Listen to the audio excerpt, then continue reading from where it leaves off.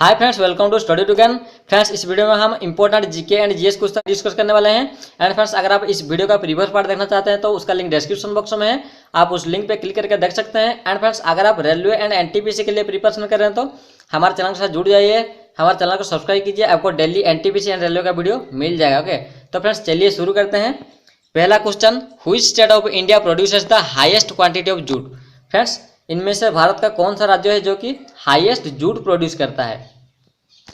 तो फ्रेंड्स, यहाँ पे हमारा आंसर हो जाएगा option C, West Bengal. Okay friends, West Bengal में हाईएस्ट जूट प्रोड्यूस होता है। फ्रेंड्स, हमारे देश में जितना जूट प्रोड्यूस होता है उनमें से 50% जूट वेस्ट बंगाल से प्रोड्यूस होता है। Okay, next question, dash soils are red in colour and not suitable for agriculture found along the Tamil Nadu, Odisha and small part of Chotanagpur and Meghalaya. Friends, इनमें से कौन सा लाल मिट्टी तमिलनाडु, ओडिशा, छोटानागपुर एंड मेघालय में पाया जाता है जो कि एग्रीकल्चर मतलब कृषि क्षेत्र के लिए सही नहीं है, सुइटेबल नहीं है? तो फ्रेंड्स, यहाँ पे हमारा आंसर हो जाएगा option C, laterite soil. Okay friends, laterite soil ये लाल कलर का आता है जो कि एग्रीकल्चर के लिए सही नहीं है। एंड फ्रेंड्स, ओलुवियल सॉइल जिसको कि हम जलोढ़ मिट्टी कहते हैं, ये एग्रीकल्चर के लिए बहुत ही सुइटेबल है। ओके, क्योंकि ओलुवियल सॉइल मतलब जलोढ़ मिट्टी में पोटासियम होता है। Next question, when was the ASLV used in India for the first time. Friends, पहली बार भारत ने ASLV लॉन्च व्हीकल कब इस्तेमाल किया था, मतलब यूज किया था?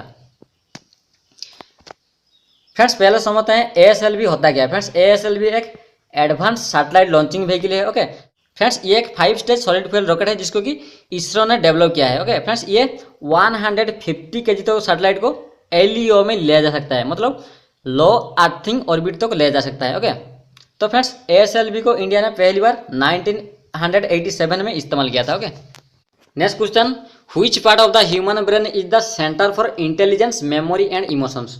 फ्रेंड्स, इनमें से ब्रेन का कौन सी पार्ट में इंटेलिजेंस, मेमोरी एंड इमोशन केंद्रित होता है? तो फ्रेंड्स, यहाँ पे हमारा आंसर हो जाएगा option B, cerebrum. Okay friends, हमारा ब्रेन का जो सबसे बड़ा पार्ट होता है सेरिब्रम, यहाँ पे इंटेलिजेंस, मेमोरी एंड इमोशन केंद्रित है। ओके फ्रेंड्स, हमारा हेड को 3 भाग में बांटा गया है। ओके, एक होता है fore brain, mid brain and hind brain. Friends, हमारा ब्रेन के अंदर सेरिब्रम होता है। ओके, जो कि हमारा ब्रेन का सबसे बड़ा पार्ट है। तो फ्रेंड्स, सेरिब्रम को फिर से 2 भाग में बांटा गया है। ओके, एक होता है लेफ्ट सेरिब्रल हेमिस्फीयर, दूसरा होता है राइट सेरिब्रल हेमिस्फीयर। ओके, फिर से ये दोनों हेमिस्फीयर को 4 भाग में डिवाइड किया गया है। ओके, एक होता है frontal lobe, temporal lobe, occipital lobe and parietal lobe. Okay, and friends, right cerebral hemisphere भी 4 भाग में डिवाइड किया गया है। एक होता है frontal lobe, temporal lobe, parietal lobe and occipital lobe.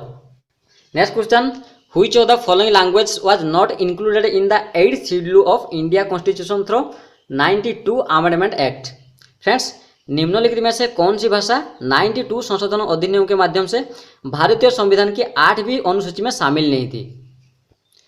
तो फ्रेंड्स, यहाँ पे हमारा आंसर हो जाएगा option D, Canada. Okay friends, Kannada language 92 संशोधन अधिनियम के माध्यम से भारतीय संविधान की 8वीं अनुसूची में शामिल नहीं थी।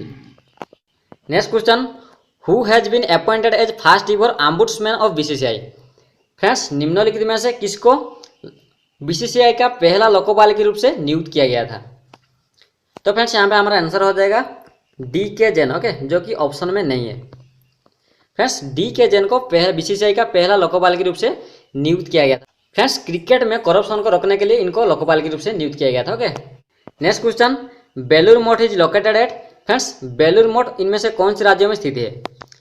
तो फ्रेंड्स, यहाँ पे हमारा आंसर हो जाएगा ऑप्शन है, वेस्ट बंगाल। ओके, तो फ्रेंड्स, बेलूर मठ का स्थापना रामकृष्ण परमहंस ने 1886 को हुगली नदी के किनारे की थी। Okay, and friends, Belur Math Ramakrishna मठ एंड मिशन का ये हेडक्वार्टर है। ओके फ्रेंड्स, ये रामकृष्ण मिशन एंड मठ का प्रतिष्ठा किसने की थी? स्वामी विवेकानंद ने 1897 को की थी। Okay, next question, in terms of environmental studies CER refers to.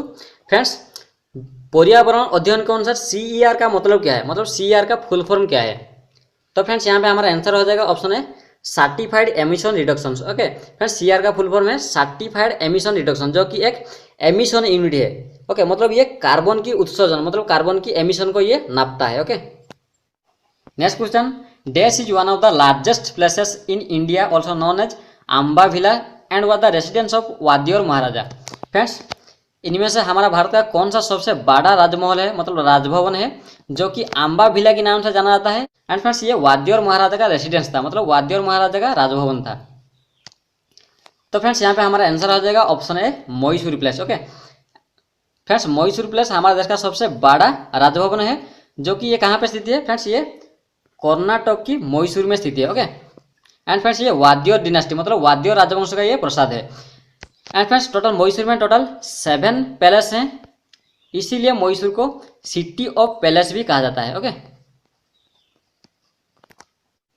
Next question, dash a professional tennis player became the new good will ambassador for the UN fund for children. Friends इनमें से कौन professional tennis player जो कि बच्चे के लिए UN मतलब संयुक्त राष्ट्र के लिए नई सद्भावना राजदूत बन गए हैं।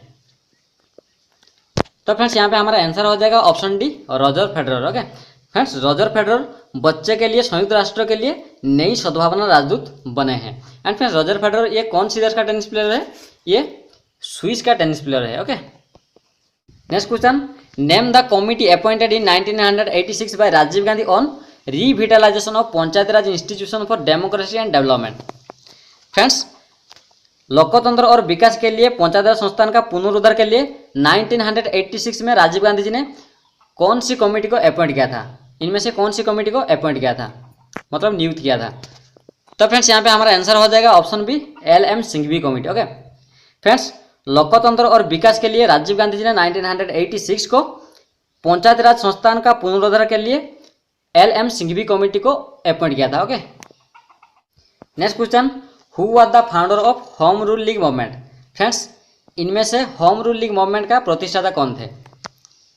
तो फ्रेंड्स यहाँ पे हमारा आंसर हो जाएगा ऑप्शन बी आनी बेसंत। ओके फ्रेंड्स आनी बेसंत होम रूल लीग मूवमेंट का प्रतिष्ठाता थे। एंड फ्रेंड्स ये होम रूल लीग मूवमेंट ये 1916 से 1918 तक चला था। ओके तो फ्रेंड्स ये होम रूल लीग मूवमेंट का उद्देश्य क्या था, मतलब इसका ऑब्जेक्टिव क्या था। तो फ्रेंड्स ये होम रूल लीग मूवमेंट का उद्देश्य था हमारे देश से इंग्रेज को भगाकर हमारे देश में सेल्फ गवर्नमेंट प्रतिष्ठा करना। ओके मतलब खुद की सरकार बनाना। Okay next question, galvanisation a process to prevent rusting involves use of dash coating to steel और आयरन। फ्रेंड्स गाल्वानाइजेशन प्रोसेस एक प्रोसेस होता है जहाँ पे लोहे के ऊपर एक प्रलेप दिया जाता है। ओके जिसकी वजह से लोहे में जंग नहीं लगता है। तो फ्रेंड्स क्वेश्चन में ये पूछ रहा है कि इनमें से किसका प्रलेप दिया जाता है, मतलब लोहे के ऊपर इनमें से किसका प्रलेप दिया जाता है जिसकी वजह से लोहे में जंग नहीं लगता है। तो फ्रेंड्स यहाँ पे हमारा आंसर हो जाएगा ऑप्शन डी जिंक। ओके लोहे के ऊपर जिंक का प्रलेप दिया जाता है जिसकी वजह से लोहे में जंग नहीं लगता, इसलिए इसको गाल्वानाइज्ड आयरन भी बोलते हैं। Okay next question, the lady who played an important role in the awakening of India women to fight for independence and who is also known as nightingale of India. Friends इनमें से कौन सी महिला है जो कि भारत की स्वतंत्रता कार्यकर्ता थे। एंड फ्रेंड्स इनको भारत की कोकिला भी कहा जाता है। फ्रेंड्स उन महिला का नाम क्या है। तो फ्रेंड्स यहाँ पे हमारा आंसर हो जाएगा option C Sarojini Naidu. Okay तो फ्रेंड्स सरोजिनी नायडू भारत की स्वतंत्रता कार्यकर्ता थे। एंड फ्रेंड्स इनको भारत की कोकिला भी कहा जाता है। Okay next question, the major objective of INSAT series of satellite is to facilitate. Friends INSAT series satellite का मुख्य उद्देश्य क्या है, मतलब इनसाट सीरीज सैटेलाइट ये कहाँ यूज होता है, मतलब ये किस लिए यूज होता है।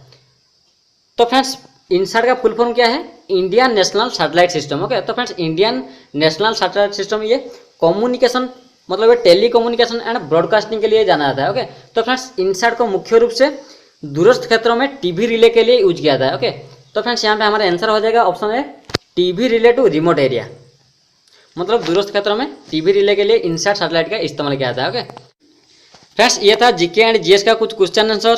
फ्रेंड्स अगर वीडियो पसंद आए तो लाइक कीजिए, शेयर कीजिए। एंड फ्रेंड्स अगर आप इस वीडियो का प्रीवियस पार्ट देखना चाहते हैं तो उसका लिंक डिस्क्रिप्शन बॉक्स में है, आप उस लिंक पे क्लिक करके देख सकते हैं। Okay and thanks for watching.